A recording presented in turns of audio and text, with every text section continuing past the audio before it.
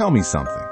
Have you ever wondered why love, the very thing you long for the most, so often feels like a prison? Why does the relationship you thought would set you free sometimes become the chain around your neck? Why do so many men and women, in the silence of their own hearts, secretly admit that they feel more alone inside love than outside of it? This is not something people like to talk about. We post our smiling photos, we tell our friends we're happy, we say the right words. I'm fine, everything's good, yes, I love them. But in the quiet hours of the night, when no one else is watching, doubt creeps in. You ask yourself, is this really love or is it just dependence? Is this intimacy or is it fear dressed up as passion? Philosophers for centuries have wrestled with this exact paradox, that the thing most humans crave, love, intimacy, connection, can so easily become the very source of their deepest suffering. Nietzsche once wrote that love is the most ingenuous of all lies. He didn't mean it in a cynical way, but as a warning that what we call love often hides something darker underneath: hunger, possession, the will to dominate, the terror of being alone. And if you've ever found yourself staying in a relationship not because you feel alive, but because you're afraid of starting over, then you know exactly what Nietzsche was talking about. Let me tell you a story. In the aftermath of World War II, a German pastor named Dietrich Bonhoeffer sat in prison by the Nazis. He was a man who understood both the brutality of power and the fragility of human love.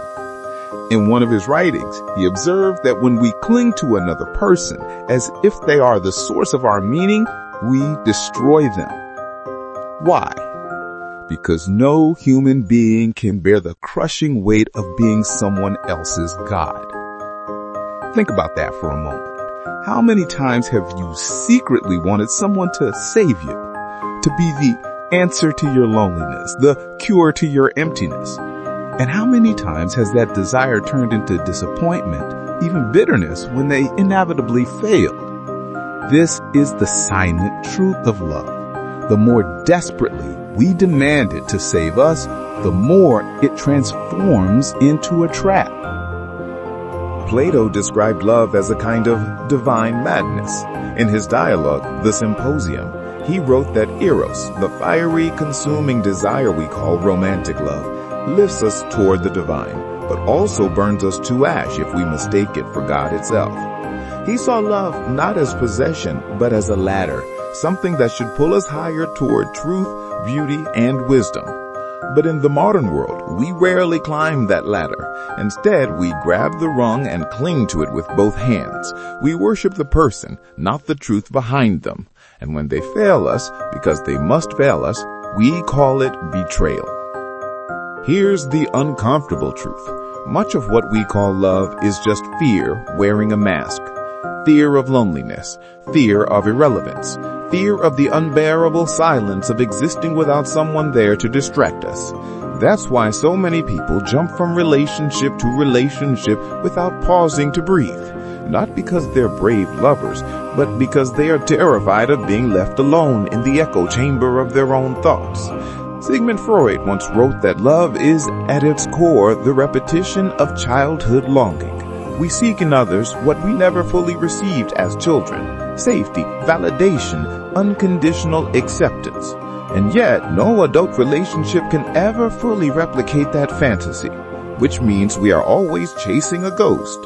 That is why so many relationships begin like fireworks and end in ashes. You weren't in love with them, you were in love with the way they made you forget your wounds for a little while. But here is where it gets even darker. Niccolo Machiavelli, the ruthless political thinker, once observed that power is never simply given, it is always taken. This is true in politics, and it is true in love. Behind every relationship lies an unspoken struggle for power. Who needs whom more? Who is more willing to walk away? Who holds the emotional leverage? We don't like to admit this, but we feel it. That subtle shift when one person begins to love more than the other. That invisible imbalance where one heart is always chasing and the other is always running. And once that balance tips, love becomes less about devotion and more about survival. So what do we do? Should we give up on love entirely? Should we accept Schopenhauer's brutal conclusion that women and men alike are simply prisoners of biology, puppets of nature's blind drive to reproduce? No. That's the easy answer. That's despair talking. The harder truth is this: love is not the problem. We are. We enter love as beggars, asking someone else to feed the hunger we refuse to face within ourselves. We treat relationships not as partnerships, but as escape routes from our own emptiness. And then we wonder why they collapse under the weight of our expectations. If you want another real secret, here it is. Love is not meant to complete you. It is meant to reflect you. When you love someone, what you are really doing is holding up a mirror to yourself. The joy you feel is the joy of seeing your own aliveness awakened. The pain you feel is the pain of facing your own shadow. Let's be brutally honest.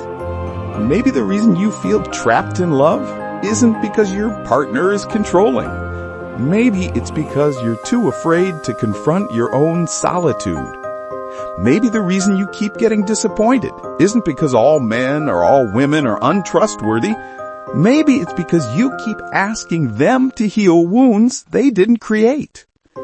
And maybe the reason love so often feels like a prison is because you walked in holding shackles of your own making. Imagine this. A man sits alone in a cafe. He's been through heartbreak, betrayal, loneliness. For the first time in years, he isn't searching for someone to rescue him. He reads a book, he sips his coffee, he breathes. And in that moment, he realizes something that changes everything. Love can never be freedom until solitude becomes bearable.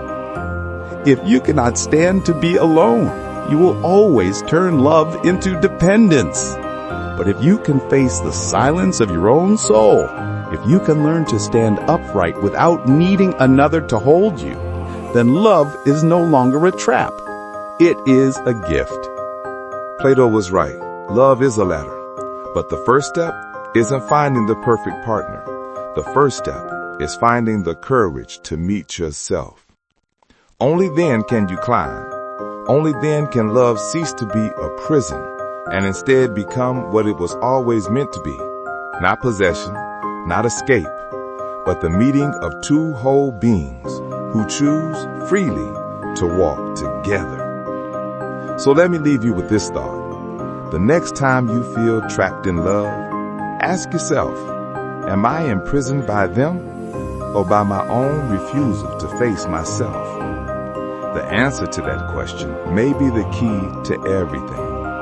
And maybe, just maybe, the dark secret of love is not that it enslaves us, but that it exposes how enslaved we already were.